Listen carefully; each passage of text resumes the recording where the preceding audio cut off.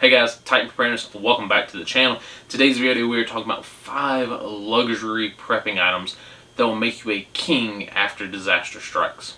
Prepping is all about being ready, being prepared for some disaster to happen. Whether it's a small disaster like a weekend power outage, a medium disaster like a hurricane that displaces you for a couple days to weeks, or a major disaster such as a national power outage, or such as a Great Depression, a recession, a hyperinflation scenario.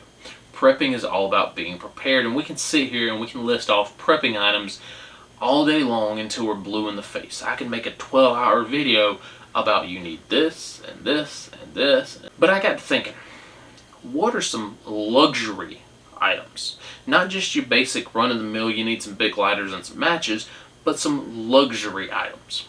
Items that will set you apart from not only most of the civilization, but most other preppers when it comes to any disaster you face. Let's kick this list off with number 1, electricity. Electricity is what separates us, a first world country, from a poor third world country. Think about when a hurricane hits. Other than beer and Pop-Tarts, the number 1 bestseller is generators. People will run to the store, spend every bit of money that they have to buy a generator, just so that they can live life as close to normal as they can. They don't care that they're spending 10 gallons a day to run a TV. They don't care that they're spending 10 gallons a day just to run a fridge. They want to live as close to normal as possible. And if something were to happen, whether that be a short-term disaster, a medium-term, a long-term, or even SHTF, the end of the world as we know it, electricity is going to set you apart from everyone else. It's going to set you a step above all other preppers. Now there's a lot of ways to make electricity. Number 1, you can go buy a generator. Right? You can buy them now that they're cheap. You can stock up a couple gallons of gas and you can have electricity. You can have medium power electricity, right? This is an Ecoflow Delta. It will run a freezer, it will run a fridge, it will power a TV. Something like this little Rockpow's 300 watt will power your small electronics, your cell phones, your flashlights, your headlamps. You can get a small folding little solar panel like this that fits in the back of your backpack or your bug out bag. Great for small electronics. You can get some sort of solar power system out in your front yard. Me personally, I have 100 watts sitting on my kids' playground. Electricity in any way, shape, or form is going to be valuable. Think about it this way. If you're the only person in town who can run a freezer, who can power an AC unit, who can run fans, who can run a fridge, who can run a TV, you now become one of the most valuable people in that neighborhood. This right here will power a freezer for multiple days, especially if you do a cyclic rotation. I've got the solar panels to juice it back up. So if I do run out of power, I've got more power coming. The guy down the road owns cows. Let's say SHTF happens, and he wants to kill off one of his cows, but he doesn't want to waste the meat. I have electricity. I have a freezer that I can preserve that meat with. He has a valuable, useful, protein-filled product. Me and him can make a trade. Hey man, for 20% of your beef, I'll keep it frozen for 2 weeks, 3 weeks, whatever the case is, right? So now I get something in return for keeping my freezer cold. I get food on my table, I get meat in my freezer, and he gets to extend the life of his meat. If you have a massive garden, but no way to preserve those fruits and vegetables, guess what? In a week, 2 weeks, they're going to go bad. With this, and with this, I can run a pressure canner, and I can can those fruits and vegetables to make them last longer. Now, 6 months later, I'm still eating the same stuff I pulled out of my summer garden. This is a luxury item that people are going to trade everything in their power to get some of. So number 2, to go along with power, is lights. You know, if you've watched this channel for a little bit, lights and power is what I say is the most often overlooked prepping item. Most people have candles, right? I know a bunch of people who have candles in their house. They've got one in every room. You ever tried to actually use those candles to see when the power goes out? It's not very easy. So the next step up from that is a kerosene lantern. Again, You can get a little bit more light, but it doesn't provide a lot of light. My grandma used a kerosene lantern for 20 years that she lived without power. I remember going to visit her house and bumping into everything in her house because I couldn't see more than 2 foot in front of me. You need the lights that, number one, will provide light. That's kind of like the most important thing. Possibly could be rechargeable and will provide distance and actually light up a room. Because when the power goes out, you essentially want this type of lighting. Maybe not in every situation, but if you want to light up your house, if you want to light up the outside because you hear something go bump in the night, you're not going to do it with a candle. You're definitely not going to do it with a kerosene lamp. Walking around, boogeyman, is that you? It doesn't work that way. You want actual lighting things. This is a Vaunt little camping lantern, right? It goes up, it's got a little red light on it, it's got some flashies, it's got a little flashlight on it. Cool, right? It does a bunch of things. This is battery powered, and batteries are a finite resource. But again, if you had power, you could use rechargeable batteries, and once these go dead, replace them. And then once they go dead again, put them back in the charger, replace them again, replace them again. So now your finite resource is an everyday resource. You can use it every single day, recharge it up every single day that there's sun, and hey, you're good to go. Then you've got headlamps, right? Put this on your head, walk around, do some work, go use the bathroom, go see one bump in the night, do whatever you have to do, hands free, or you can get a little flashlight that does the same thing, right? It provides you a way to be able to see, especially distance, when something goes bump in the night. Or you could flip it up, let it hit the roof, and it will light up this area. And this is, again, Vaunt. Not necessarily a sponsor of this video, I just had them laying around. But this one is rechargeable. So again, I could use that small little solar panel I showed off earlier, throw this out in the sun, plug it up, and it recharges every single day. This is an eco-worthy 84 amp hour little lantern. It has multiple lights that come with it. It is currently dead. I did not know that.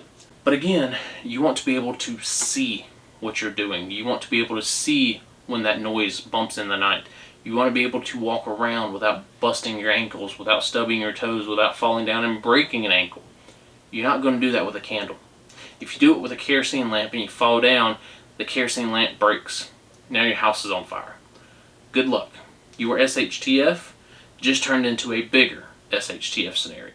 So number 3, I do not have one to show, especially one that will not fit on the table, and that is a wood-burning stove.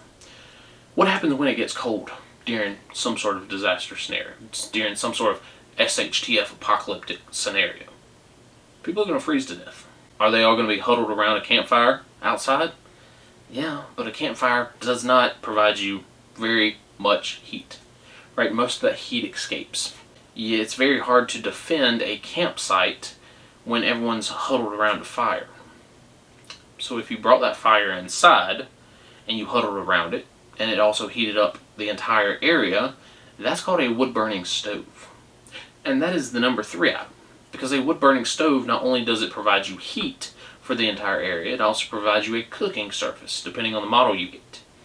I've seen many people hit power outages during their wintertime, and they have that wood-burning stove set up that they've never used or maybe used one time when they first installed it, and they said, man, we are so glad we had this. Because that one wood-burning stove at least kept that room warm. Maybe not the entire house, but it kept that one room above freezing. And they were in the comforts of their own home. Let's say some apocalypse happens. If you're living out in the woods, chances are you're probably going to die. But if you can find a place that you can heat up and find a good, decent sleep at night, at least somewhat secure, at least secure from the elements, you're going to sleep better. You're going to maintain that morale. You're going to have more morale. You can have your kids an area to play inside and not be eaten by the zombies. You have that camaraderie inside of a home versus living in the woods. And number 4 goes along the same lines. I have 2 right beside me. These are solar ovens. Solar ovens, whether it's the GoSun series of stoves or whether it's the All-American Sun oven, don't require any fuel. It's just the sun. You set it out in the sun, couple hours later, you have a meal. Depending on what it is, it could be 15 minutes later. No fuel required. Use it on any sunny / overcast day. As long as it's not pouring down rain, you can use it. It saves you wood. It saves you from heating up your entire house. It will save you in the long run. If you think of living in a third world country, which is kind of what we are predicting if SHTF ever happens, we're going back to going out in the woods, picking our own firewood, building a little fire, putting some pot or pan or whatever over it, not being able to control the temperatures, and just cooking whatever crap comes along. With the solar oven, I can stay on my property. I can stay on my compound. I can make sure my people are safe. I don't have to go out, get firewood. I don't have to go out and start that fire so many miles from camp so the marauders don't see it. I can stay on the comforts of basically my porch and cook a meal. This one is big enough for 5 or 6 people. This one, one person. But again, no fuel is required. And as long as I have the sun, I have a meal. GoSun series of stoves, All American Sun Oven. There's a couple more. Not that I would trust them because I haven't used them. But there's options. You can even make your own. Again, it's going to set you above and beyond most people during some sort of disaster scenario. And the number 5 item is a hot shower. Now, I've been in the Army National Guard for a few years now.